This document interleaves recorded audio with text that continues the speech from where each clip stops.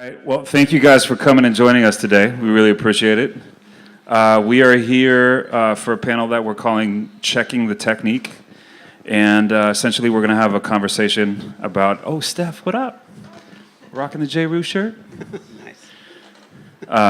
We are going to be talking about the importance of preserving hip-hop information and culture from what is deemed the golden era of hip-hop, which is essentially around 85 to 95. And we're going to add in a bunch of stuff. We're going to focus quite a bit on West Coast artists, and then, you know, just kind of banter. A lot of us, we've known each other for quite some time. A lot of these dudes are the foremost, I would like to say, in their fields of study and knowledge. And so I'm going to just start by introducing each of them individually, but I'm not going to go into their bios because that's a little ridiculous. But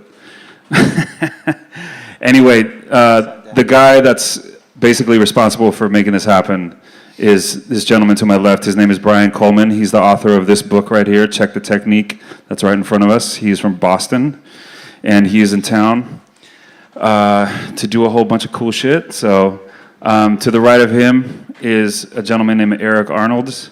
If you know anything about,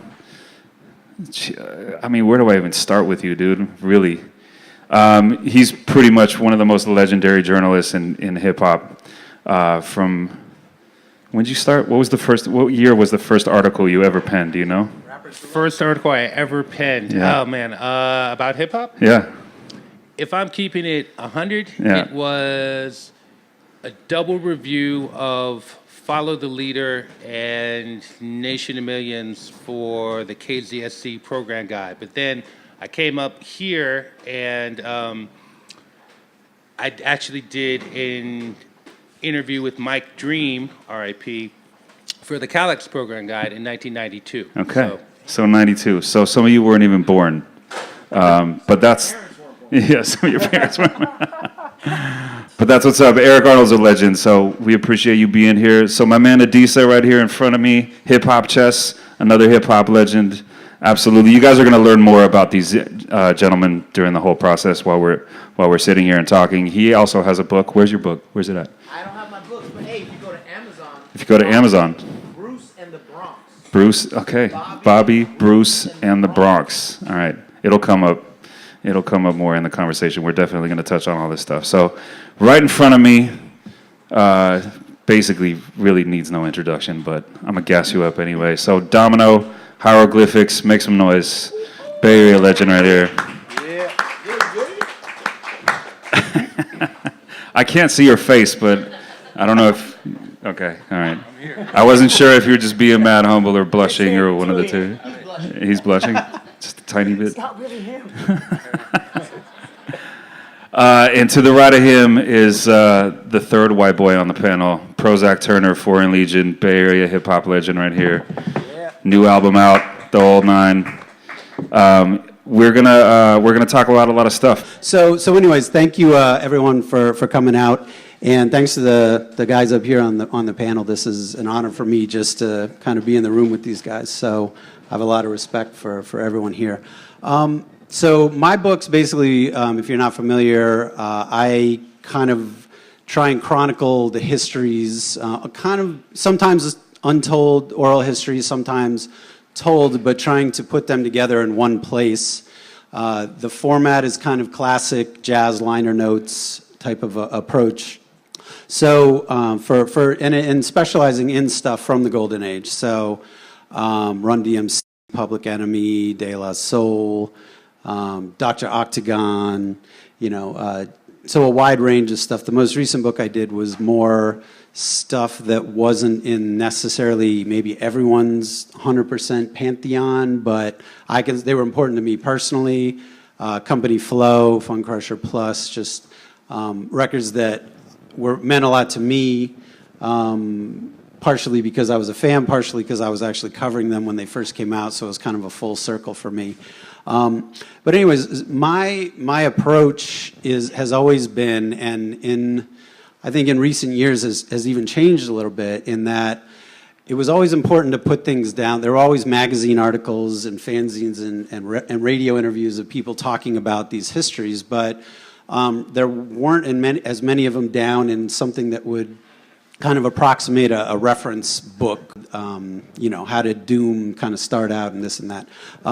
I figured it would be good to put them all in one place because I was interested in them personally as a fan, but I also knew that there were definitely a wider group of people who wanted to know, if not the same exact things, similar things. So over the years, it's become more important to me because everyone's not here forever, you know, and a lot of artists, I wouldn't say a lot, fortunately, but many artists that I've spoken with have since passed away. And so it's important to get these stories down, as many of them as possible, because you just kind of never know.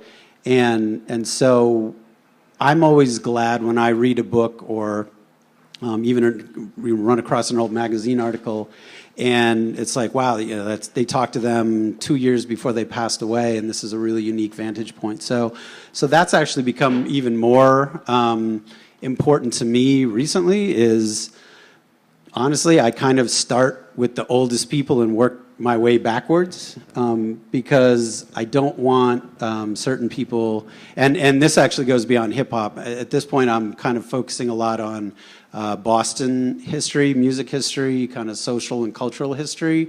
And there are a lot of people who were around in the 60s and 70s who just straight up, unfortunately, aren't going to be here in another 5, 10, 15 years. And it's important to me to get those stories down. So I guess that kind of leads to the first question, and anyone should jump in on it. But the importance of kind of documenting this stuff now, even though some of it's not really ancient history. And obviously there are some artists on the panel here, and kind of how important it is.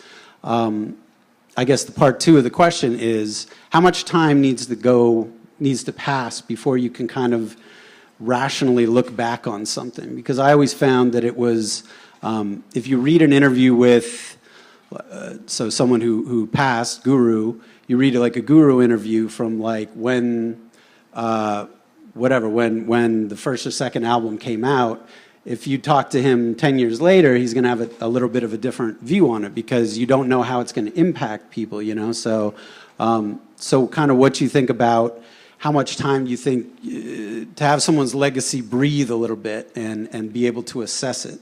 You mean after they passed? Or No. After they make whatever record it is, because that's always my thing. Is I have the way I approach this stuff is I have the advantage in a certain way of talking to them 5 albums later, and then they can kind of assess it versus their entire career versus right when a record comes out. First of all, you're in hype mode, right? Because you're like, oh man, this is the best thing I've ever done. And like looking back, you're like, oh, that wasn't the best thing I ever did. Or, you know, maybe I could have engineered that a little differently or something like that. So that's important too, and kind of the lag time between when you can properly start to assess it, keeping in mind that it's important to talk to people while they're still with us and they can still vibrantly tell these stories. So does anyone want to jump in on that one? Sure. Eric? Sure, I'll jump in. I mean, that's a kind of a difficult question to answer because there's kind of a range. Like, I'll throw out some examples. So, bring the mic a little closer. Sorry. Okay, so there's a range, and I'll give you an example.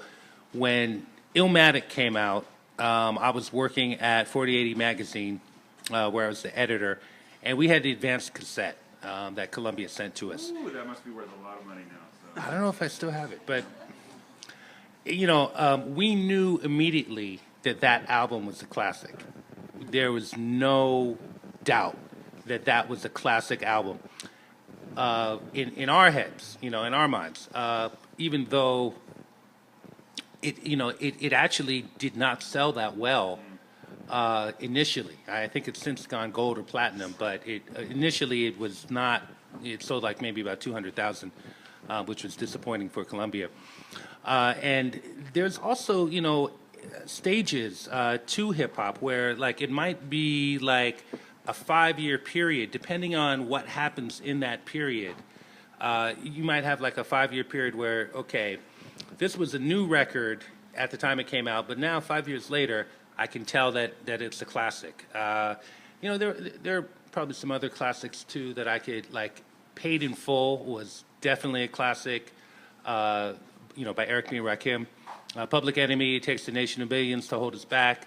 That was definitely a classic. There was no doubt about that. Yeah, like right out the gate kind of thing. Yeah. Right out the gate, no doubt. But that's kind of rare. And then the other part of your question, I think, you know, recently I've done a couple of 20-year anniversary projects. I actually did one for 93 to Infinity. And then I just did the Lyrics, the album. You know, they could. I always thought they could have been a little bit more imaginative in the naming of that album, but anyway, in Copy it from Mantronic. That's true, they did. But in doing a project like that, where you're not looking at it the month or 2 months before it came out, or a month after it came out, you're looking at it from a 20-year period. And so you're really thinking about what has happened in the 20 years since this album came out. Why was it relevant then, and what is relevant about it now?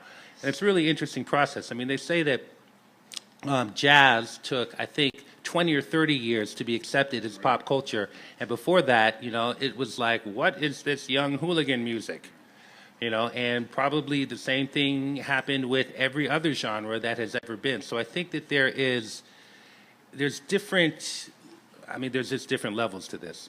It takes a long time to find your voice, I think. And I think if you're a songwriter versus just a rapper or whatever you want, if you're just in it like a flash in the pan, if you're a songwriter, you're going to have different versions of yourself, because I'm not writing the same records that I wrote before. But at the same time, I don't want to write songs about being a dad. It's just not my thing. I like Mobb Deep and the Beat Nuts, and like, I'd be like, I'm never going to listen to this dude ever again. Did you hear this song about his, like, you know, Phil was my father? Remember the Shaq song? I was like, dude, that's not hip hop, dude. I'm sorry. I don't think some like 14, 22-year-old kid is gonna want to hear a song about how much I love my children. It's just, I don't know. But maybe a 40 or 50-year-old person wants to do it. But it's youth culture music, and I think you need to like tap into that without being, locked into like being a young person, but just being comfortable sharing the stories. Because if that's all you have as a songwriter is your story, and I think that's what sets you apart from any other rappers. Like, nobody's going to tell my story. No one's ever had my story but me. So if I can connect with people that come from similar circumstances, I think that you can make albums for a very long time. All right, Adisa. Let me just then kind of, I guess, instant classic is an interesting thing. You're talking about Illmatic, of course, To Pimp a Butterfly hit, and everyone's like instant classic. So it's kind of like, I wonder, people ask me this from time to time, like what albums in the last year do you think would be in a future volume of Check the Technique? And I pretty much almost always say I don't know. I can't say that because, I try to kind of pump the brakes a little bit, but maybe that's wrong, because Illmatic proved itself to be as worthy as we all thought it was when it hit. So Zach, What about Anderson .Paak? Who's the most hip hop non-rapping? Like, that's the most interesting, dope music. Both his albums, the Malibu and what's the other one? Yeah, they're like so good, like front to back, and I don't get tired of them. I get tired of hearing them on everyone else's song now. Yeah. But those songs, I bought the vinyl on both of those, and I know I'm going to listen to those for many years because they're just so. Are you sure? Here's a question though. What records did you buy back in like '97 that you thought you were going to listen to forever that you were just like? 97's a bad reference though. Not really. That wasn't really the best time for hip hop. So. That's not true. There was a lot of good records in '97. If we're talking about individual opinions, like the 90s stuff, not really like a ton of classic, legendary albums that came out of that. True, true. Well, I guess so. Here's a good example. So my most recent book, that one, there's a pretty in-depth Dr. Octagon chapter, which I'm really proud of because for two reasons. First of all, it's just a great record, but secondly, because I remember getting the advanced tape of it, and it just said Octagon, and it was a note, and it said, "Brian, let me know what you think, Dan." I didn't know Dan. I don't know who the hell Dan is. I think he had gotten my address and name from Peter Butter Wolf and just sent it. And so at first I was just like, what the hell is this? This is just this random anonymous tape. And I put it in and was like, this kind of sounds like Kool Keith. It doesn't say Kool Keith anywhere on it. No, this has got to be Kool Keith. And then, so it was like, it took me a while to even kind of understand what it was.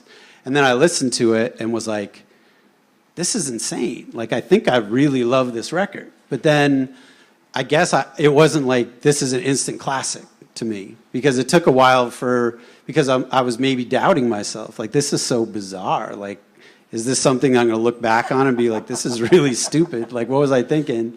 And then as it grew, as the record came out, and then this kind of like groundswell in the underground started, then it kind of confirmed that, okay, and usually I'm not like that. Usually I'm just like, this is the most amazing thing. But I was kind of like, I know I love this, but maybe I'm tripping. Maybe this is like too bizarre, and everyone's going to be like, this is really stupid and juvenile, and you're the only one who likes it.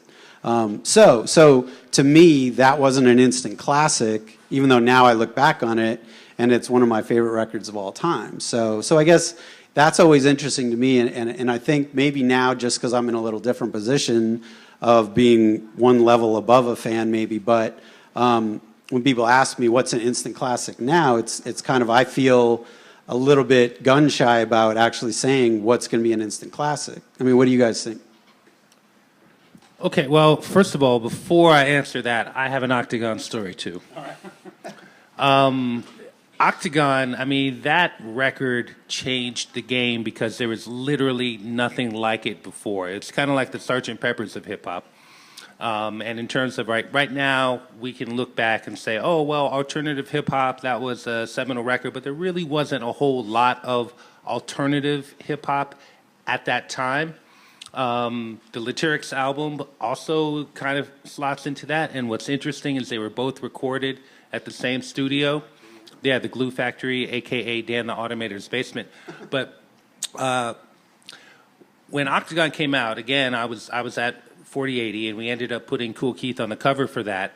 And one of the people who worked in our office was cool with the people from Bulk Recordings who actually put the vinyl out of the original version before it became a major label thing. So we were hearing that record way before it came out, and we were just like, this is bizarre, this is weird, we don't know. It's kind of like the same reaction that you had. Like, we kind of liked it because it had the same things that we loved from Kool Keith from Ultramagnetic, but those Ultramagnetic records were easier to define as classic albums because they fit a certain aesthetic that was recognizable and familiar. Like, it has the 808, there's chorus, there's some bugged out lyrics, like it has some James Brown samples, a little bit of scratching, you know, said G might try to do something, Kool Keith is gonna really flip some offbeat lyrics, but there's a formula there. With Octagon, there was no formula. So to answer the question about an instant classic, for a record to be a classic, there has to be criteria that it fits. Like, Illmatic fit certain criteria, because by that time, hip-hop had been established. Like, we knew what it was. We were like, lyrics, beat, production, mood, tone, illness. Yeah, checks off on all of that. 6-mic album, right? But, you know, for something like Octagon, there's no blueprint for that, really. I mean, that's Kool Keith doing something that even Kool Keith has never done before. I used to love this record, and I listened to it, and I'm like, man, like what? Like what? Let's hear an example. Well, let's see. Now I gotta think. I gotta put you on the spot. Rex in effect. Yeah, no.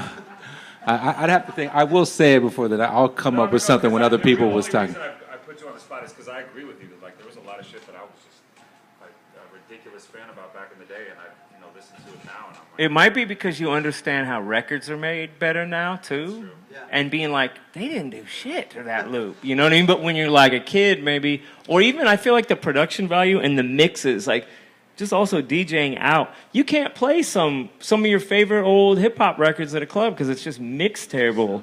A lot of Brand Nubian stuff wasn't mixed for the clubs and stuff, but they were great. In the Walkman. I have interesting. Yeah, go ahead.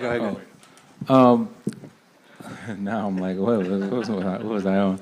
It's all good. Well, this might spark something too. So I actually sometimes I'll have arguments with artists about their own records. Like Black Moon, the Beat Miners hate Enter the Stage, the sound of it. And it's a grimy record. Like it was recorded poorly, so I like that record better than the Smith & Wesson record. And also I'll argue with them about it. And it's weird arguing with the people who made the records, because it's like, well, you guys know. Like, what do I know? So it's interesting, like, how the fans see things. Because for me, right, like, I'll romanticize it, like, oh, man, the equipment they had was just crappy. And they're like, yeah, it was crappy. It sucked. Like, what? Yeah, like what's good about that? Yeah. Well, see, I think this goes back to an initial point was about when is the right time to kind of document like what you're doing here. And to me, it's not just one time. I think the most important time is when it's made, because ultimately, and when you're talking about stories about how a record is made, like once years pass, people have the perspective of the response to the record. Then whether something was influential or not. I mean, when you talk about classic, to me, the main thing that makes something a classic in my eyes is how influential it was on your peers. You know what I'm saying? And I think that if you talk about something I was involved with, 93 Till Infinity, it in the Bay and in LA it was really highly embraced, and it was embraced everywhere. But I don't think people realize, based on sales and popularity, the impact it had on other rappers and other people. And even we're talking about huge rappers like Eminem and the Fugees and many other rappers who Outkast, they've said it. Groups that ended up taking a little bit of what they heard from the Souls of Mischief and becoming and taking it to the next level. That to me is the sign of true impact and true something classic, to where people take what you've done and take it to the next level. Can I follow up with a question about 93? So it's widely regarded, obviously still to this day, and especially for Bay and West Coast heads, as an absolutely seminal and classic album. When did you guys personally feel like it had hit that pinnacle? Like, did you ever feel that way? Did you always feel like you were kind of, No, because we were pissed that we got 3.5 in the Source. Right. You know what I mean? And here you probably didn't make that much money off of it either. And here's the interesting thing about that is that in that same Source issue, Apache Gangsta Bitch got a 4, right? Yeah. And when you talk about Test of Time, let's look at that now. That is hella disrespect. You know what I mean? But ultimately we didn't. And a lot of it also, I will say this about the Bay Area, is that there was heads who loved us, but I think we were affected that it wasn't totally, because, you had E40, you had a lot of other people that the Bay was considered more Bay music. And I felt like, I think when we came home, we felt like, man, this isn't really as big as we hoped it would be. You know what I mean? And we didn't really have perspective, and I think that was part of the problem.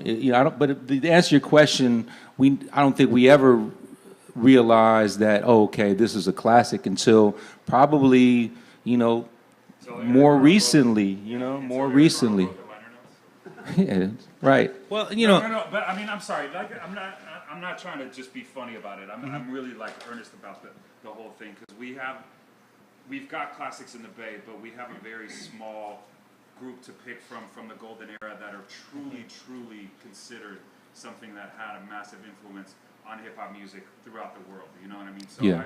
I mean it in all respect when no, I say that. Yeah, I take it. I don't think we ever were like, this is a classic. Yeah. Like, I think that being said, we had, me and the Souls and everyone in Hyro had pretty high regard for ourselves, and about how good we were. And I think that probably had a lot to do with it, is that I think our expectations for the record outweighed what it ultimately did. And so we were disappointed, to be honest with you. We were disappointed at how well 93 Till Infinity did, because it didn't go gold. And when we were in Oakland, we didn't hear it on the radio very much, and we didn't hear it coming out of people's cars. And so I think like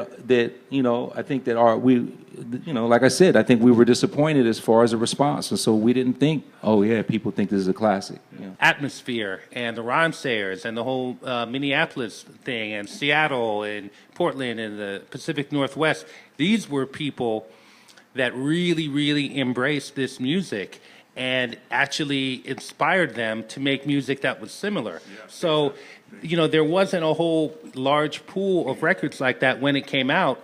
But then 20 years later, there's all these records that are clearly influenced by it.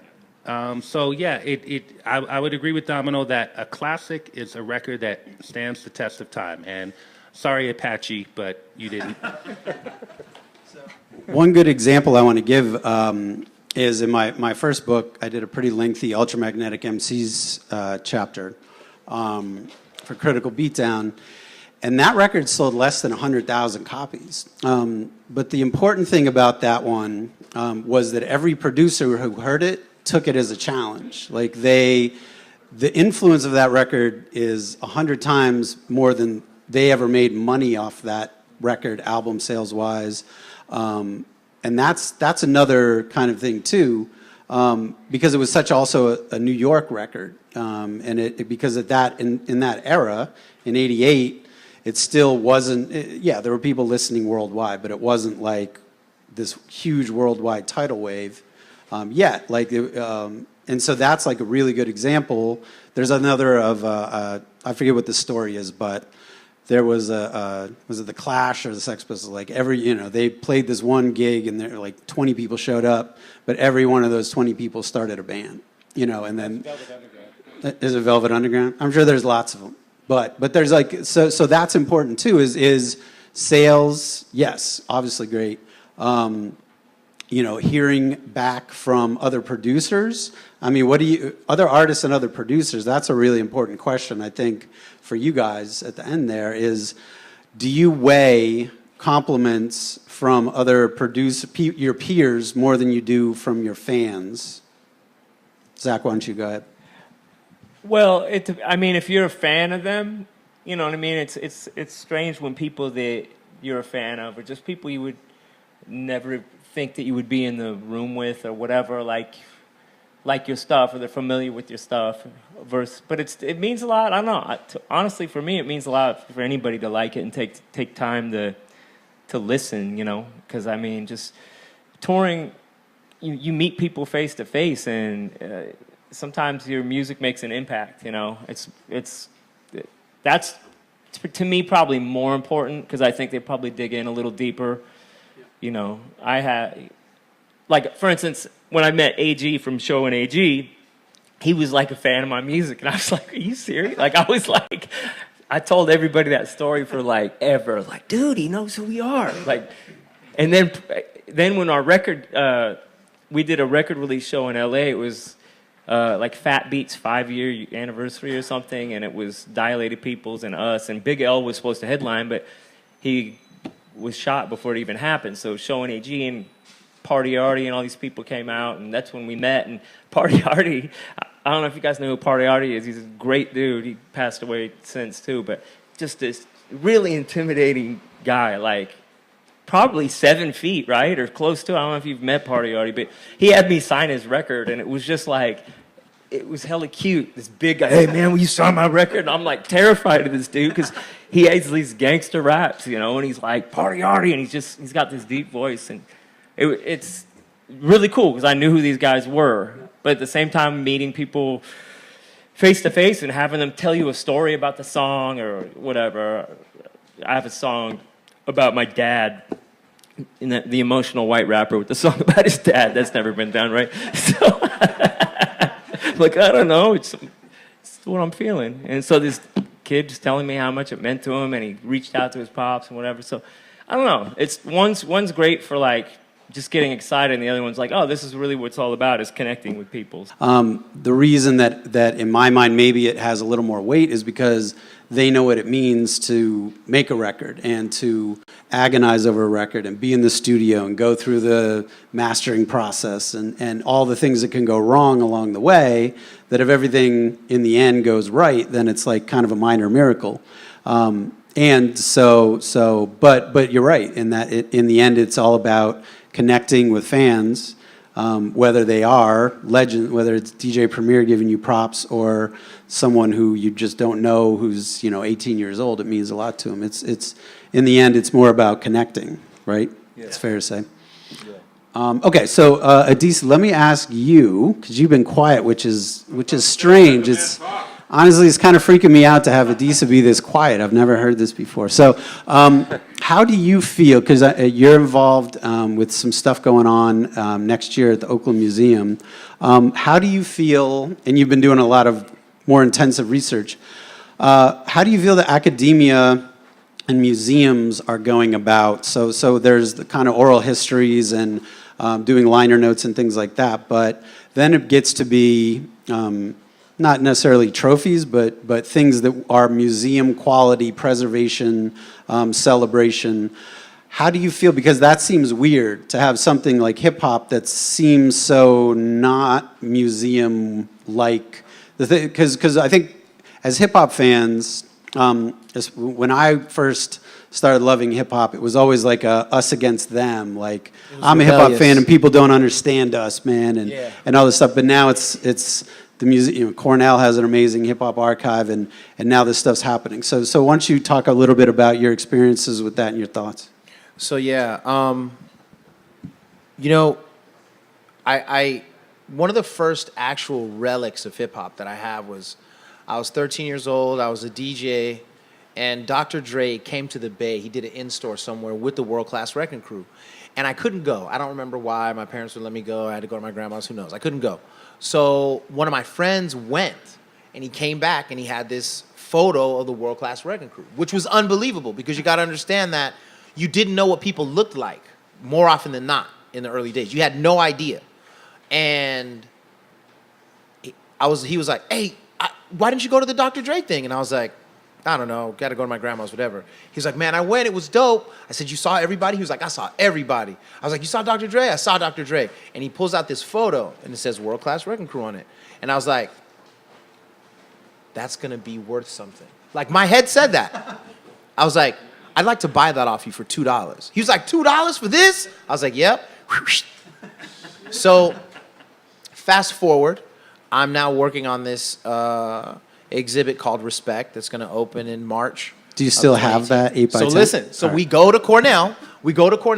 Cornell, like, you got to go 3 stories underground to this archive, right? Like, it's real deal. We're talking like gloves, hazmat suits, whatever. And so we come out of there, and on the way back, like we went to Cornell, we went to Harvard, and we went to UMass Boston. And on my way back, I'm like, I need to grab all of my stuff, man. I got because I've collected a lot of stuff. So I found that Dr. Dre photo, and it's like in pretty perfect condition. And like, I've never seen that photo online anywhere. Like, nobody has that. I don't even think Dre has it. It's a promo sheet. Yeah. You know what I'm saying? And like, no one has it. And it's like Lonzo, they got jeans on, they wearing starter jackets, look like mid-level afros and Jerry curl. Like, it's very 1983. And I was like, this is nuts. And so I started going around, and like, I got this old Rakim poster. It was during the Follow the Leader thing, so it's like mobbed out, you know what I mean, with the Tommy gun. And I'm like, this is insane. Long story short, I think it is important that it wasn't until I got to Cornell and went 3 stories underground that you're like, this is super real. And like, the sign says, rare manuscripts and da-da-da. And you're like, Public Enemy? Right? And you're tripping. You're looking at the gold plaque from Bum Rush the Show. And you start to say, wow, you're looking at old photos of Kid and Play backstage wearing hairstyles and had the leather jackets and everything else. And you start to realize you're looking at Africa Bambaata's actual record collection that he wrote on. And you're like, this is insane. And it's beautiful. And it should be preserved. I think the problem is that hip-hop is so huge right now as much as we're preserving so little, right? Because hip hop is that big. Like, whatever we're talking about right now, like, I don't know what the 93 to infinity is in Indonesia, but they got one. And we don't know what the hell's going on with Indonesian hip hop, but it exists, right? And so as much as we're collecting, we're still losing and not documenting and not, you know, as much as we can talk about just Oakland, right? Like, you know, no disrespect to the Bronx. I'm happy about them. I'm thankful. You know what I'm saying? But this is, you know, West Coast outlaw mortals out here, bro. We don't care. You know what I'm saying? What I'm saying is that West Coast hip hop, LA, San Jose, bro, Seattle has not gotten their due. Because everybody's been barnacled up on the nutsack of the Bronx. And what I'm saying is, let's get the barnacles off and let's talk about this greater global, like, community of hip hop that actually matters. You know what I'm saying? So I'm glad that museums are starting to document it. I'm glad that Cornell and other colleges are starting to hold on to it and preserve it because it matters. And one of the things I notice about, and I'm gonna get a little racial here, about black people is we don't hold on to our stuff enough. We don't preserve it. And then a lot of stuff goes away, right? A lot of it goes away, and then we're like, whatever happened to Blind Lemon DJ Scratch? And you're like, I don't know, he disappeared, right? So what I'm saying is that it's important that Cornell has this so we can go 3 stories underground, so we can see the books, so we can see the turntables and everything, because this art has touched so many people so rapidly and encouraged and inspired and educated so many people that it needs that preservation. Absolutely. But you know why it doesn't happen by a lot of us? I got a story. It's a sad story, but I when we did 93 Till Infinity and Fear Itself, we basically were doing it all at the same time, same studio, all the sessions were interlapping. Well, I was in there with a, you know, like one of those camcorder, you know, big camcorders, recording a lot of it, you know what I mean? And a couple of years later, we were doing another video, and I gave it to a video director, and I was like, hey, here's some cool stuff on here of us recording records. You know, maybe you might want to use it. You know what I mean? So it was a VHS tape, and his name was Michael Lucero. And about 6 months later, he died. Wait, where do I know that name from? Well, he did 93 Till Infinity videos, what he's most, and he did a couple of leaders. He did a bunch of videos of hip hop. And I remember going to his funeral and thinking about this tape.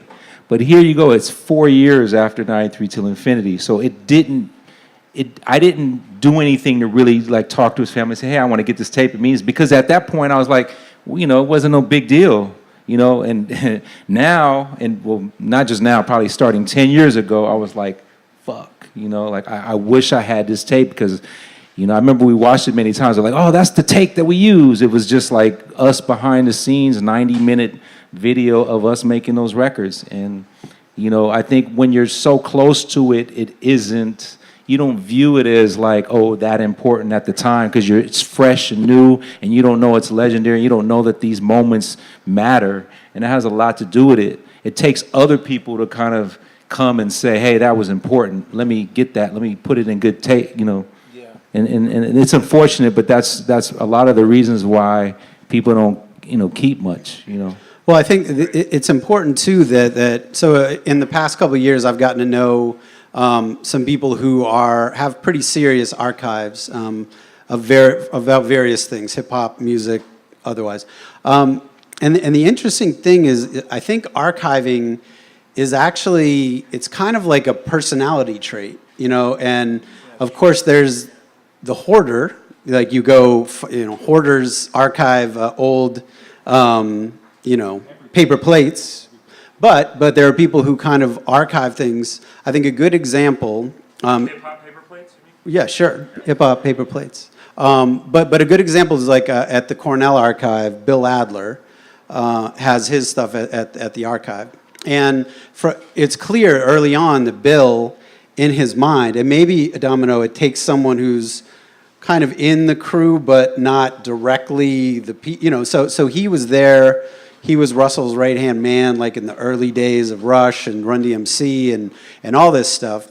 And he thought, like, maybe I should save this, I should save this. And it's, some people are just that way. And I'm actually not that way. I tend to think maybe I was at some point, but looking at other people, I just got rid of a lot of stuff I just shouldn't have, that I wish I had now. I used to get all the press releases in the 90s when I was writing, and a lot of that stuff I wish I'd saved, I don't think I did. So I really wish you would have saved that too. Actually. yeah, I saved some of it, but the thing is that I guess the one thing I'll say, a lot of the archiving going on now is actually done by average citizens, and it's being done in interesting ways, like on Instagram.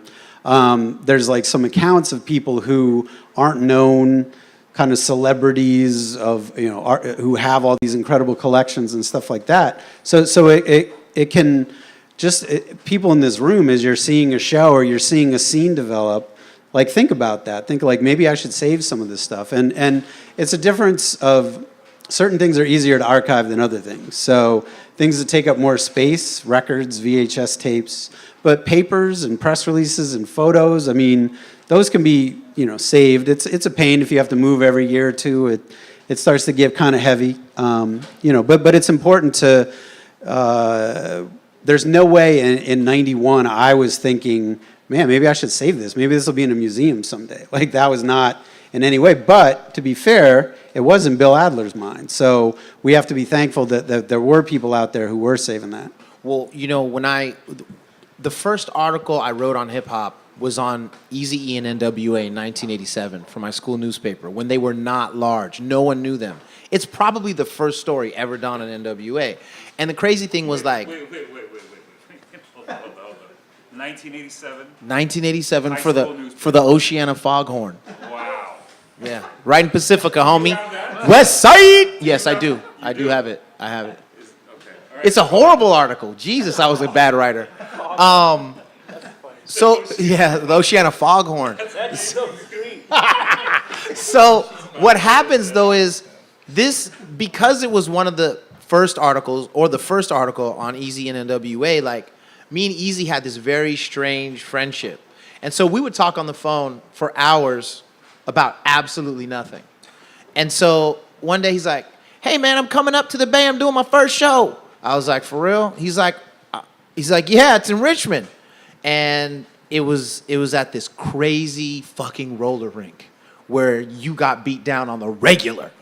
And I remember he called me when he came up. I'm like, "Where are you staying?" He's like, "I'm at the Easy 8, man. It's cool." He was like, "It's me, Ren, Arabian Prince." Like it was the original NWA. You know what I'm saying? Easy 8 that you could still see off of the 80? Yeah, that's where he was.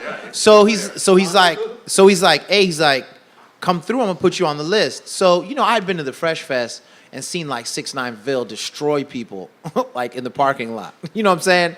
And so I'm like, man, this is crazy. So I get two of my homies, and I'm straight looking like Urkel, so I'm shook. And he's like, when you get there, make sure to go to the front of the line and tell them you're on the list. So I get there and there's hella crazy people in a long line at this, grimy ass roller rink, and I'm like, but I go up to the front, I'm like, "Yeah, I'm on the list for NWA." And they're like, "Get that skinny nigga out the line, you know what I'm saying? Get your ass to the back, fool, we gonna pop your ass." So I'm like, and I got my starter on, "We gonna take your starter." I'm like, and then dude's like, I don't see him on the list. I'm like, "I'm on the list." So eventually, "That's me, bruh. +2, let me in." So I turned to the line, I'm like, "Told y'all." And I went in. This was, again, the time when people didn't know really what anybody looked like. So I'm walking around, and I see this dude in a jerry curl and a leather puff coat and an Adidas hat. And he's like, "Hey, are you the guy from the..." I'm like, "Hey, what's up, fool?" So we're like talking. And I'm like, holy shit, I got to take a picture. Now, everyone was there but Ice Cube, because Ice Cube's dad didn't think NWA was going to work. So he was still at school. He was at ASU studying mechanical drawing or something. And so he couldn't be at the show. And so I took this photo, and I remember I was already a fan of Dre. And so I took this photo with Dre, Ren, everybody. And I was like, this is going to be historic. Like, I remember that. And so after that, every once in a while, it wasn't always in my head, but I would make sure that a photo was taken. If it was a rare, like when the Zulu Nation wanted to have their first meeting in the Bay, like I have that flyer. And I have different flyers from old shows at the Omni with Gangstar and Organized Confusion. And yeah, it was live, right? You know what I'm saying? It was dope. And so I was at I saved a lot of stuff. Different articles that didn't come out in hip-hop publications, you know what I mean? Like, I remember, I lost it, but when Scott LaRock from Boogie Down Productions was killed, my dad told me. He was like, did you know this guy from Boogie Down Productions got killed? And I was like, I heard, but I don't know. And, like, he had this article that was in the SF Chronicle, I think, or maybe the Examiner, but it was about the murder of Scott LaRock. And for a long time, I held on to that because that was the first time I had really seen anything about hip-hop in something that, you know what I mean? So I say all of that to say that instinct to preserve this stuff, like I've always kind of had it in like binges. You know what I mean? In binging years, I'll be like, oh, all this hip hop is important.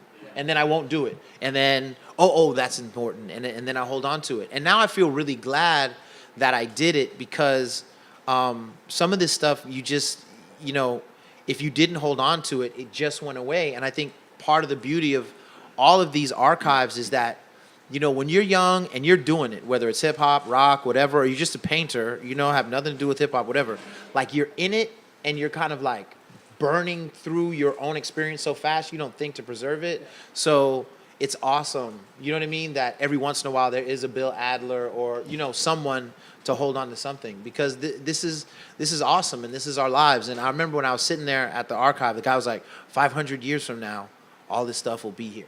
Like, that feels great. Yes. You know what I mean? That feels fantastic. We're appreciative of you also for being at the helm of this whole thing. So I can't wait. Yeah, for real. Personally, that's So gonna be great. there's a couple things I think that we have to mention about history and archiving and documentation and the importance of it. I mean, first of all, the history that is remembered is what gets documented. For example, there's more pyramids in Sudan, Nubia, ancient Nubia, than there are in Egypt. But we don't know where all of them are, and no one ever translated the ancient Nubian language. So as a consequence, we know all the stuff about Egypt because, you know, the Rosetta Stone was translated by the French into, you know, 3 languages, and they were able to derive hieroglyphics from there and come back to the original source and da-da-da-da. But we don't know anything about the kingdom just to the south of them because it wasn't documented in the same way. I mean, the same thing with, you know, some of the Latin and Central American cultures that were pre-Columbian that, well, we know that the Olmecs were here and we know that they have Africanized features, but we don't know too much else about them because nothing else remained. So that's one thing on, you know, the importance of documenting history. It is incredibly important to document it, but also the history gets told by who does the documentation and what actually is preserved. And then the other thing about academic institutions, I kind of have like a love-hate relationship with that because I felt like, you know, hip-hop was a street academy. It was not really designed originally for intellectuals to dissect and analyze. You know, it was the alternative to that. Mm-hmm. It was like, here's knowledge for people that may not go to college. Mm-hmm. And, you know, here's something that you can use. So I think anytime you put that into an institution, it changes the nature of what it is. It's just like, you know, the subway art in New York, right? You literally cannot put that in a museum. All you can do is put a photograph of what used to be there because it's not even on the subways anymore. But, you know, the medium that it was done was actually a street medium. You know, and so you take a photograph or you do a canvas of graffiti-style art into a museum, it's not exactly the same thing. It takes a different form. And then the third point I want to make is that right now is a different time in history because we have the internet. It is so much easier to document things and also to find things in the internet age than it was in the pre-internet age. So in the pre-internet age, at one time you had 40 hip-hop magazines national around the country. And most of those archives are not available because they didn't have websites at the time. So when people go back in their research and they say, well, what was the history of hip-hop? They may not know about the vinyl exchange. They may not know about the flavor. They may not know about Straight from the Lip. They may not know about the bomb. And all of these were contributing. It wasn't just the Source, Vibe, Rap Pages, XXL, 4080. I mean, it was, so not all of the history gets told. And yes, it's important to archive. And I'm going to pass the mic right now. So to his point, in San Francisco, they had this place called Psycho City. How many, show of hands, who remember Psycho City? Okay, Psycho City was the illest graffiti spot possibly on the coast. Like, you have to go somewhere in South Central to compete. And the dopest artists went all the time, and you never knew what was going to be in Psycho City. You had no idea. But every time, it was liver than the last time, and everybody was always pushing the envelope. I remember being young, and I was never a photographer, but I remember being like, shit, I hope somebody's taking pictures of this. You know what I'm saying? And then, for reasons I still don't understand, Psycho City just stopped, and it's gone, and now it's only in your memory. Like, if you were there, you were there, and if you weren't, you weren't. But, like, I don't think anybody really has pictures of Psycho City anymore. If somebody does, tell them to holler at Adisa, please. They're really rare. Maybe like I got a good that type of story about the night that Hyro and Freestyle Fellowship battled in my house. What? Do tell. Well, I don't know if You might be witnessing well yeah, I mean, the interesting thing about it was there were articles that they were doing where each one felt that we were they thought that we were slighting them in an article, and then we thought they were slighting us in an article. And they were a similar type of crew, a bunch of dope MCs, but they were in LA, and I remember that there was, basically this friction that really wasn't face-to-face friction. Like, Right, you know what I mean? It was just like, basically who's the Doper. who's the boss of this, of this underground scene. And so there was this dude, and I don't remember his name. He was a promoter in the Bay, and he hit me up and he goes, he knew that there was, a lot of people knew about this, and they were like, yo, I want to bring, the fellowship over, and so y'all could squash this. And it was like, yeah, all right, you know what I mean? Because at this time, everyone, I was the only one who had my own place at the time. And so, all the Hyro dudes were like 17, 18. So, everyone was always over there. And so basically, they came, and it was just like this, kind of like, posturing, and so it's like, yo, let's go upstairs, right? And I had my sampler and all my records, and they all sat, and it was like, kind of like talking, but not talking. So then I just said, fuck this, and I just I started playing beats, and then they started going back and forth, and it was an amazing moment that nobody recorded, that no one documented. But it was basically, and from not all of, I think all of their crew was there. It was Peace and Micah 9 and AC was there, and Sub Jupiter was there. I think it was Casual, Snoop, who was extra prolific, who was with us at the time. Tajay, I think, was there. I forgot who else. It was a couple, maybe. Casual was definitely there. And anyway, not a single photo. Not a single photo, not a single recording. You could just be lying to us. Yeah, I could be lying, right? But it definitely happened. Yeah. Unfortunately, we didn't document it. Well, you just did. That's like, yeah, we got to record. You just remember did. all those Foreign Legion shows, like with the crazy costumes? Same thing. Yeah.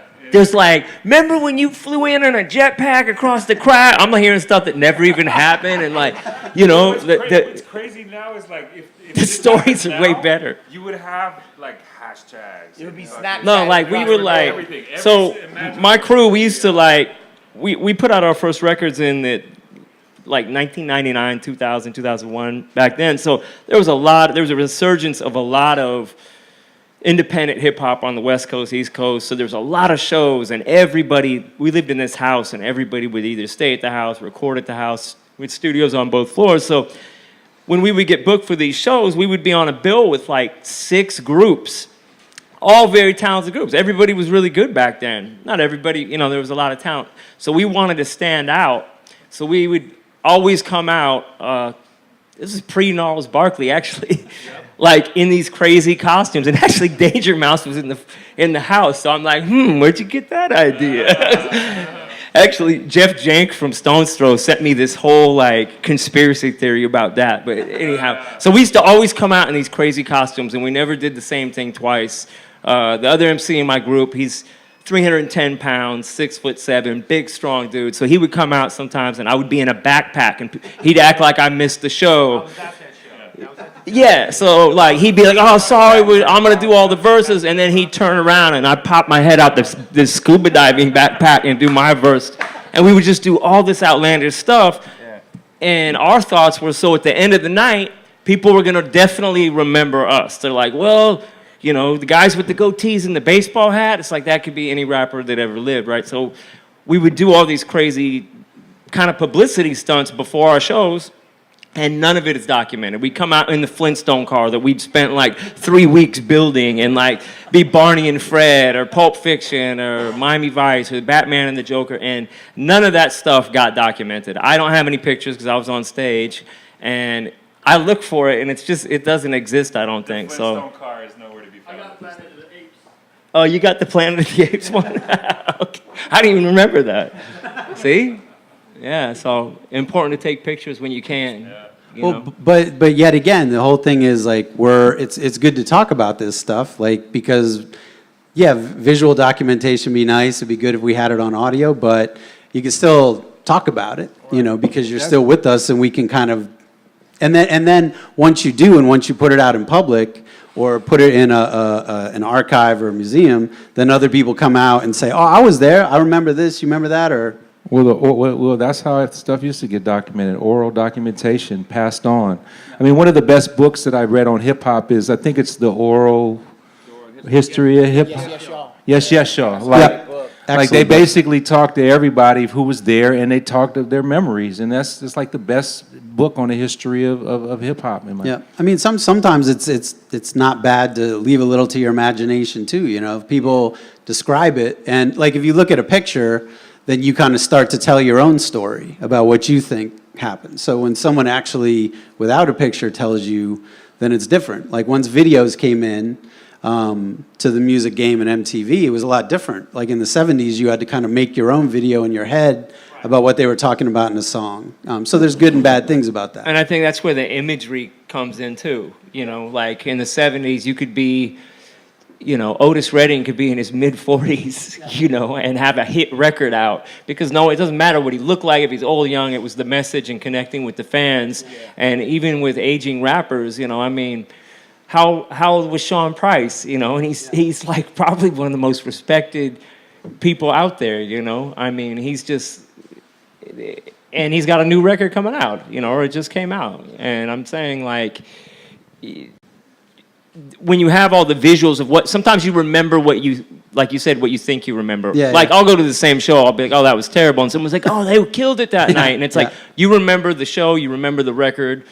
Even talking about classics, to me, I have classics in my crew with my friends that were tapes that some dude in our building made that we list bumped for summers at a time, or just homeless derelicts to me. You guys probably know homeless derelicts, fraudulent, and architect, that old stuff. I mean, that was on tapes that were getting passed around. That wasn't a classic, but it was around here. A lot of people were like influenced by that too. Exactly, and that's the important thing too, or old radio shows or different DJs or publications. So, one interesting thing that just kind of came up, but I thought it was funny, you're talking about like Adisa, like nobody knew what anyone looked like.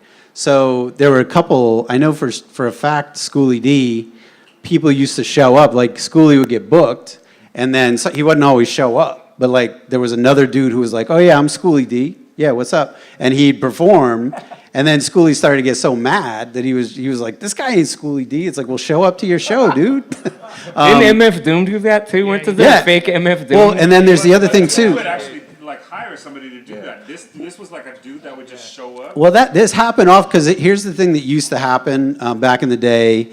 Certainly, like in LA, people would say invited guests on a flyer, but that doesn't mean they were booked to perform. It just meant, and the funny, like Ice-T told me that it would say like invited guests, Ice-T and Kid Frost, and they'd just be like, they're not going to show up, but like at least we'll get a bunch of people in here, and then they would show up, and then all of a sudden the promoters were like, oh damn, we have to pay them now, and Ice-T, you'd be like, we go to like 6 parties a night, like all these people, we're on the flyers, and we just like cash in because they didn't think we were going to show up.